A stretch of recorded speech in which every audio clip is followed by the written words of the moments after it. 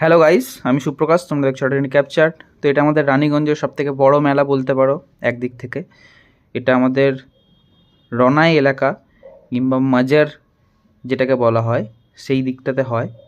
তো এখান থেকে দারুণ লাগছিল দেখতে পাচ্ছ, এবং এখানে প্রচুর দোকান বসে।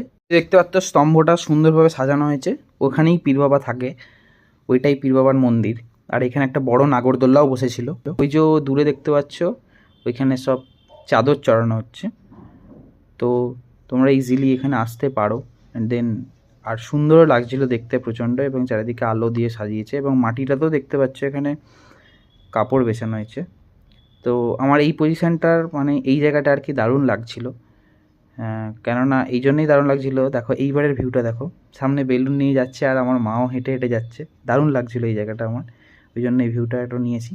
তো যদি ভিডিওটা ভালো লেগে থাকে তাহলে লাইক, শেয়ার অ্যান্ড সাবস্ক্রাইব অবশ্যই করে দিও।